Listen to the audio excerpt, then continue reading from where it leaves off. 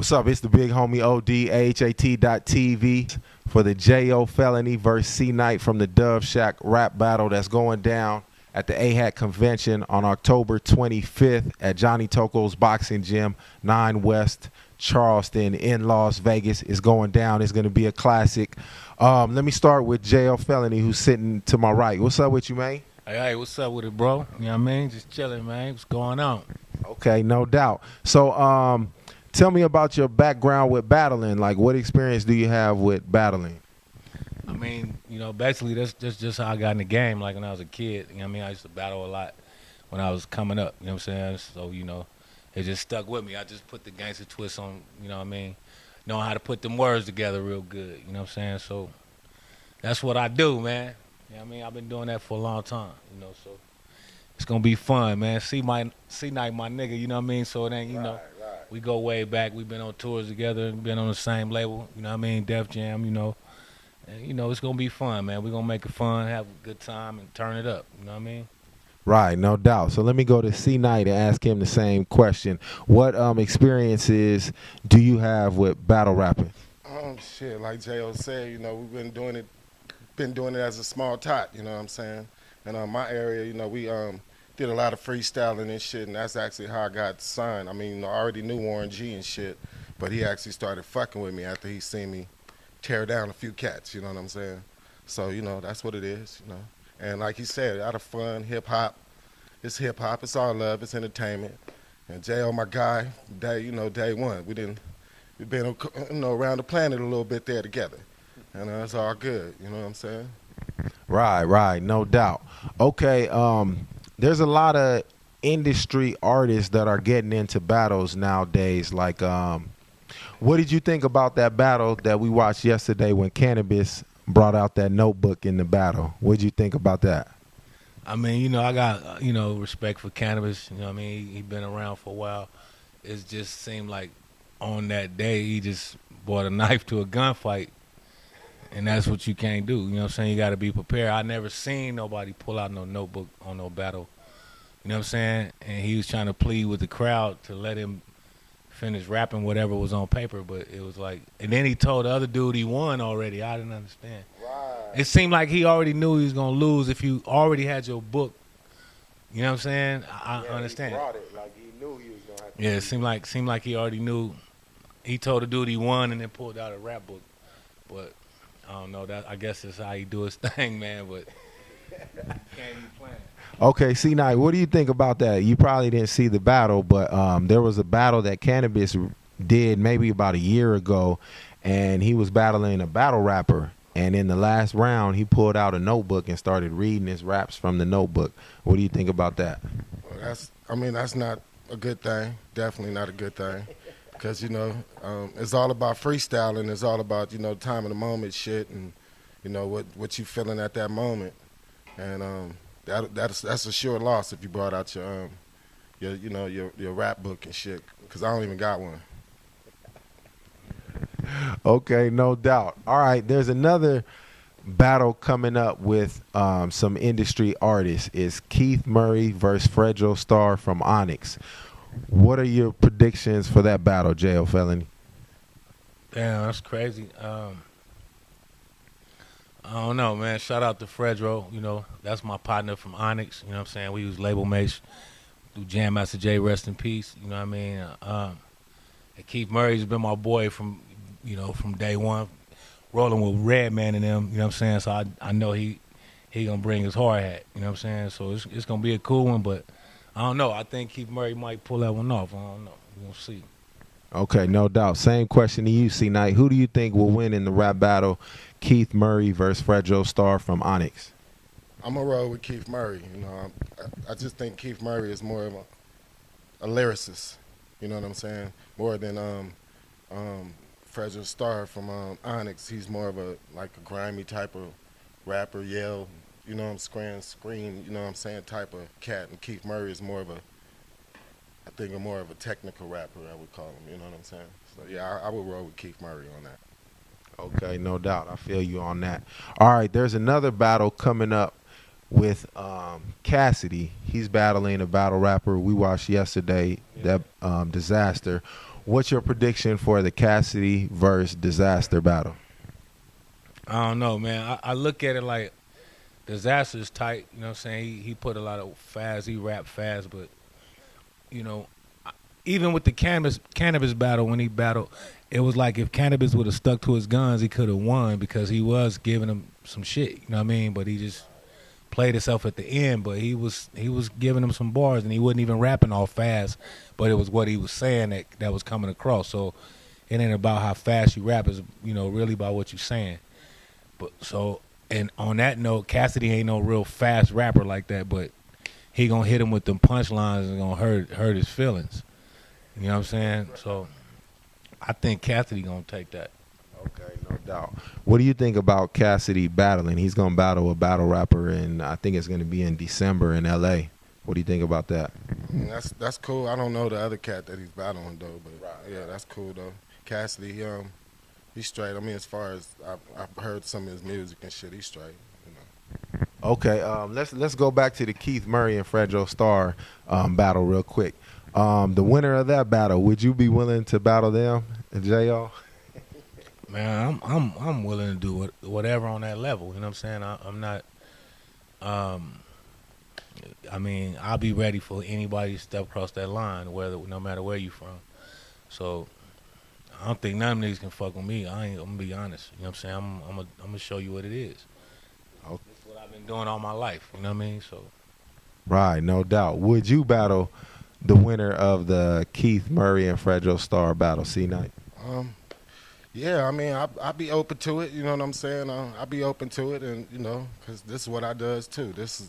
I did this since day one. You know what I'm saying? I didn't got down with kind of the best of them there. You know what I'm saying? I done been in them hot circles and shit, and it's all good. This is what I do. That's what I do. Right, no doubt. All right. So when I first approached you about the battle, Jayo, you was down, you was with it or whatever. What'd you think about when you found out that it was C-Night you was battling? I mean, it's just not like no stranger. You know what I'm saying? It's somebody I know personally. So, I was just, you know what I mean? I'm happy to do whatever. You know what I mean? So, when I found out it was him, it was like, okay, it's somebody I know personally. So, we gonna have fun with it and do what we do. It ain't no disrespect type of thing because I know him personally. So, we gonna just get it in, do what we do. Right. And what did you think about it when I told you that it was Jayo that I wanted you to battle? I mean, I'm gonna keep it 150. I was like, oh shit, that's my guy too. That's my nigga, and he tight. Jayo ain't no joke for sure. You know what I'm saying? He ain't no joke. But like you said, it's out of fun and shit, and I'm married to this shit. So this, music. I love music. This is my life. You know what I'm saying? And I've been fucking with AHAT since day one, since we was in the barbershop and 15 people was showing up. You know what I'm saying? So hey, I might as well be the grand finale with this shit. You know what I'm saying? Right. Might as well be C-Night and Jayo. Might as well. You know what I'm saying? Yeah, it's only right. So speaking of AHAT, like, what are some of your favorite AHAT MCs? Who do you think are like the tightest ones in AHAT right now? I fucks with Artisan. I fucks with Fats. You know what I'm saying?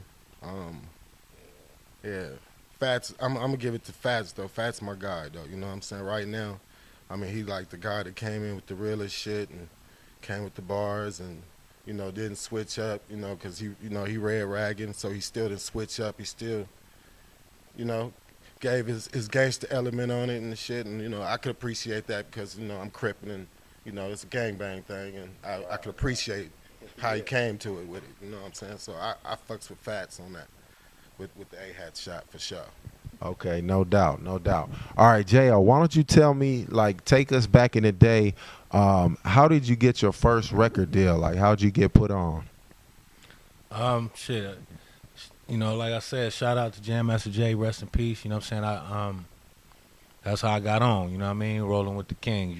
So it was people that I knew back on the East Coast took me out of my hood when I was on the run, and I ended up signing, my first contract and started doing soundtracks. And I mean, that was like the first thing that I started doing was major soundtracks, like Jason's Lyric and The Show. And, I was doing platinum things like already when I first started it, but it wasn't nothing. It was just like put this song on this record, and you got people like R. Kelly and BB and CC Winans, like gospel artists as well as R&B, and then the show soundtrack had people like Tupac and Biggie and Bone Thugs and Harmony. You know what I mean? So I was just privileged to you know, connect with the right people early in my career. You know what I'm saying? I'm just thankful for that. So basically, man, you know what I'm saying, I got out of YA, and I was on a run trying not to go back. I had to turn 21.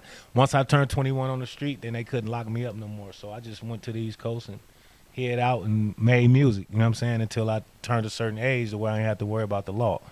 So, you know, that's just how I ended up. So if you had to credit your getting on in the music industry, who would that one person you would give the credit to? Would it be Jam Master Jay, or who is it? Is it an A&R or what? I say the person who got me to Jam Master Jay was a guy named Nate Motley, and he was going to Norfolk State College. He was a real, you know, smart dude. You know what I'm saying? I used to trip how he could smoke weed all day and still graduate magna cum laude of his class, you know what I'm saying? So he was a clever dude, and he helped me get to where I needed to be as far as connecting me with those people, you know what I mean? Because he was from Queens, but he was going to school in Virginia, where I was from, you know what I mean? So it just clicked up like that. Was he in the music industry, or he just grew up with some people that was involved in music, or how was he tied to everybody else? I mean, he was from Hollis, you know what I'm saying? He was from Jam Master Jay in them neighborhood. So they knew him already, you know what I'm saying? And he just started managing, and he was aggressive. He get the job done, you know? So that's how I linked up. And then after I signed with Jay, I went to his studio. Once I signed with him, it was like it took me from where I was right to 24/7 Studios in Jamaica, Queens, and it was a wrap, you know what I mean? I started working with Jay. He started making beats for me, him and T-Funk. And I remember we used to shoot pistols out the window of the studio. He had Mac 11s and all that. You know what I mean? We used to just shoot out the window and just have fun, smoking weed all night, making records. You know what I mean? Okay, no doubt. All right, C-Night. Before you got signed, like, how did you get with the Dove Shack? Did you grow up with them, or how did you meet the Dove Shack, the rest of the members of the Dove Shack? Well, first of all, they met me. Cause you know, I actually lived at the Shack. The Shack wasn't like a fake believe spot. It was like it was actually a spot that we used to go to and hang out and kick it. And it was like the garage in my grandparents' house, but we called it the Shack instead of the garage. You know what I'm saying? Right. So that's kind of how everybody started coming together and, you know, hanging out and chilling and, you know, smoking trees and basically fucking with the music shit still, though, at the same time, you know. Right. So how did you guys get signed or get on or whatever? How did you guys get into the music industry? We was always doing it from day one, you know, talent shows and, you know, all kinds of neighborhood shit. Like, you know, like I said, talent shows, little shows in the hood or whatever, you know, trying to get on. And basically, though, like I was saying, though, you know, we used to do this rap battle at this restaurant in Long Beach or whatever back in the day, and everybody used to be there, like Domino, Snoop used to come through, like everybody used to be there. And then actually, I had battled a few people that night, and I ran into Warren G after the battle or whatever, and I think that was the beginning of, you know, our shit or whatever. Even though he took us to a cat named Paul Stewart, and you know, Paul Stewart was like / Def Jam label, you know, Rush Associated labels back in the day when they had the Rush Associated labels.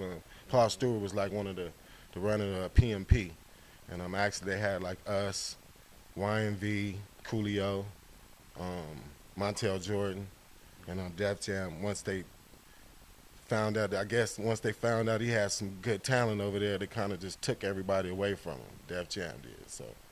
Yeah, kind of just took everybody away from them and kept the ones they wanted to keep and got rid of the ones they wanted to get rid of. And shit, that's basically how we, you know, got on there a little bit, definitely.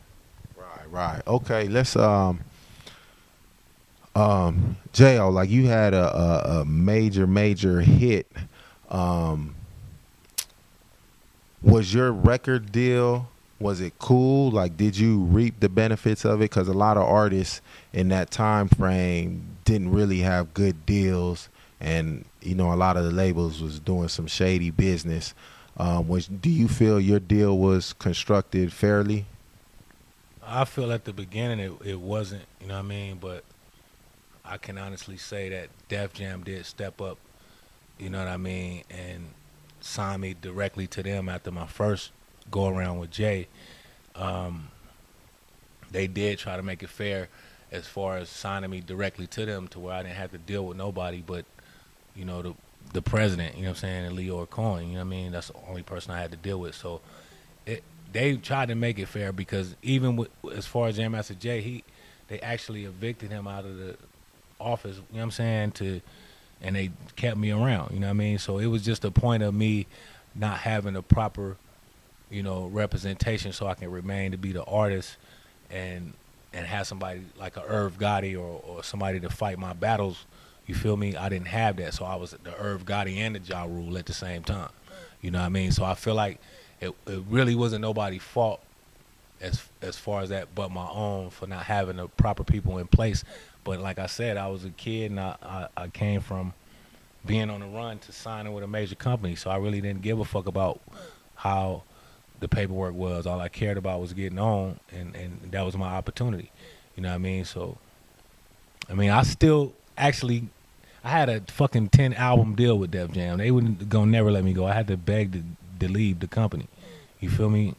Not beg, but I made them, you know, I just didn't want to be there. So I was like, fuck it, let me do what I do and make moves for myself. Because at the end of the day, even the records I was getting on, like getting on Scarface album and getting on shit with Snoop and Cube and all them, I was just thankful that people appreciated what I was doing.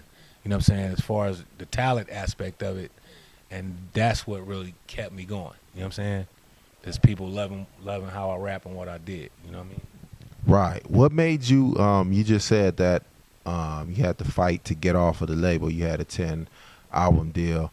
What made you want to get off the label? Like, what weren't they doing or what was wrong that made you want to leave? I mean, it like I said, it really wasn't nothing that they was doing wrong. It was just at that time, like I said, I was young and I had no guidance as far as people, you know, protecting my best interests.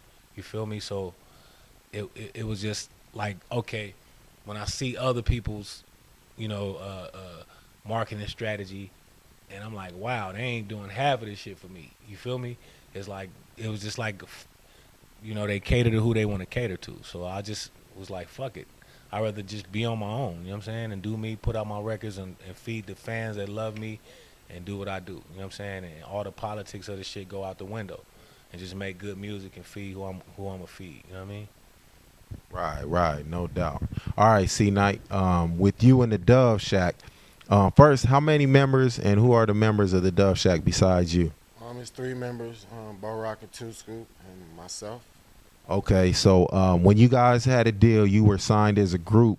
Do you think your deal back in the day, was it constructed fairly? Like, you guys had a huge hit back in the day, Summertime in the LBC. Do you feel you guys were fairly compensated for that hit?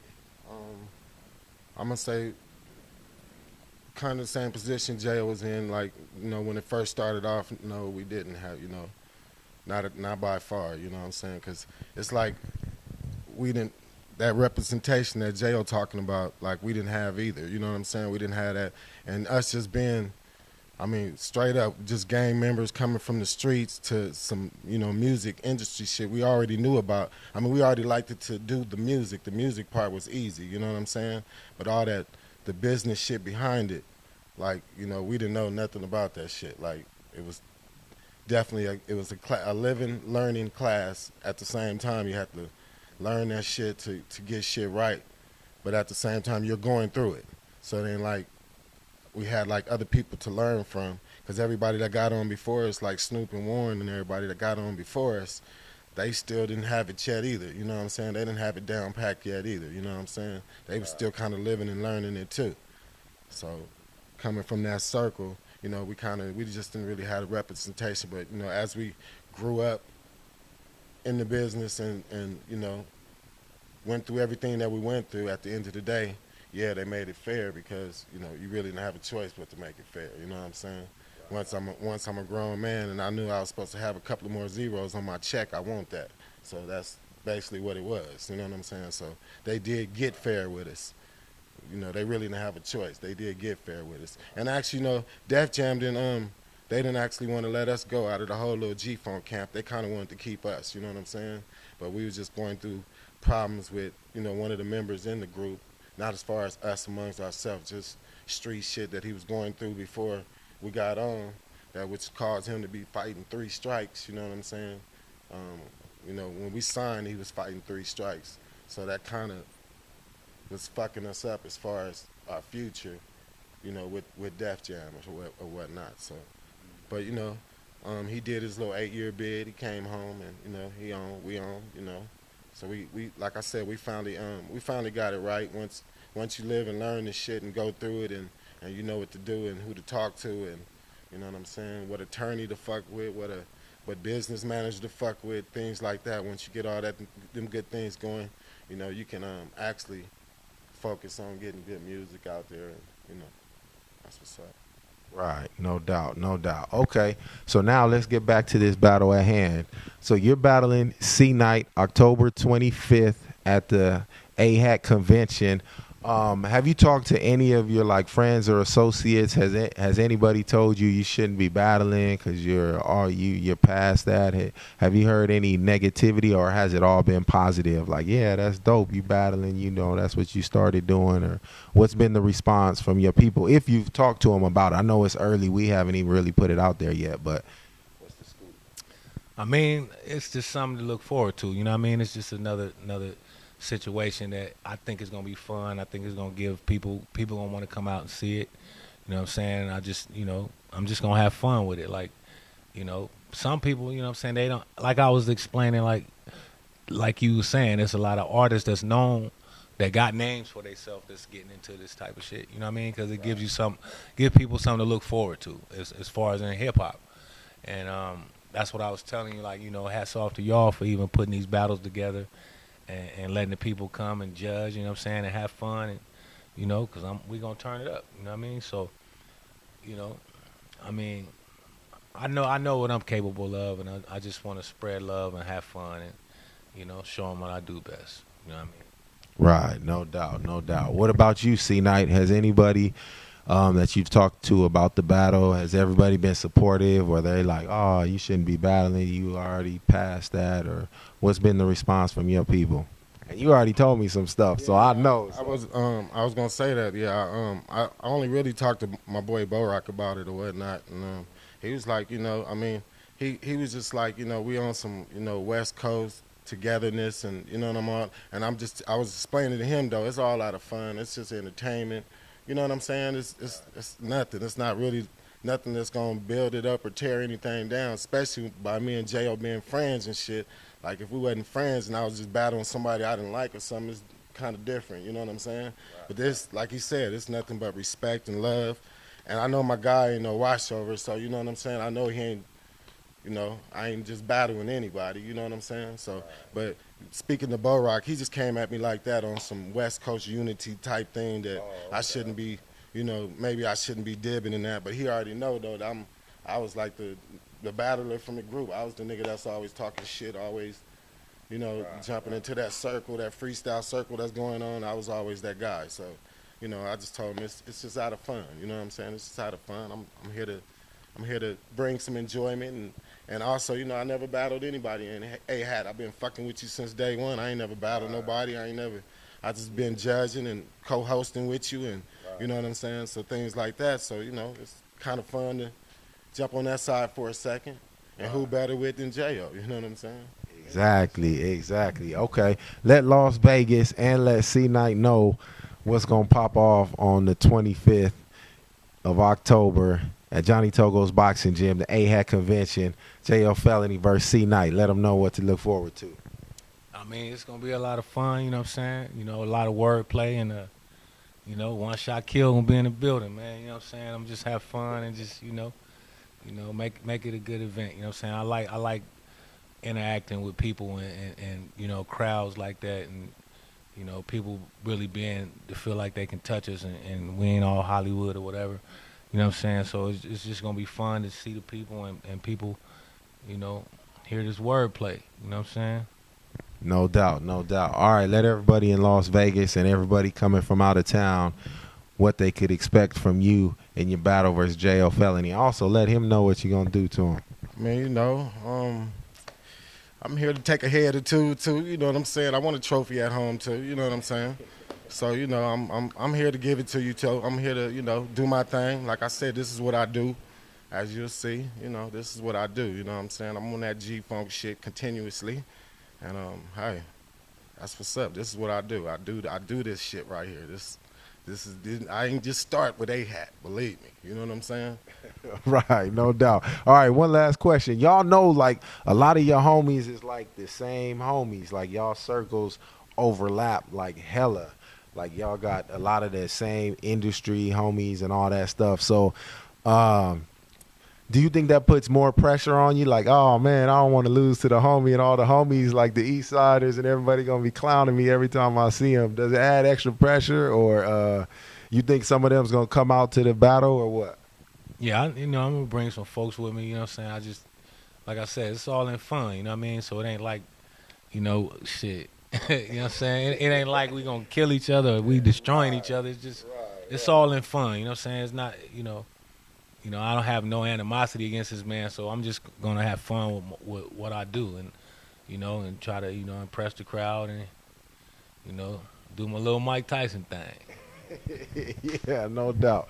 All right, what about you? You got your group members and all the industry homies that you guys share. Do you think that adds more pressure to you? Like, you don't want to get clowned by the homies and all that stuff? Nah, man. This is rap battle. I mean, you gonna either give it or you gonna take it. You know what I'm saying? It's rap battle. I mean, I really don't care what the next person gonna think after this.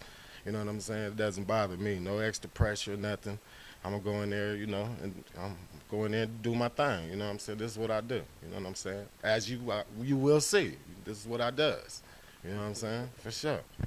That's what it is. The AHAT convention, October 24th and 25th. C-Night from the Dove Shack battling Jayo Felony on the 25th at Johnny Togo's Boxing Gym. It's going down. All of Vegas going to be there. The West Coast stand up. We're going to have it cracking. So let's get it popping. AHAT.TV. We out.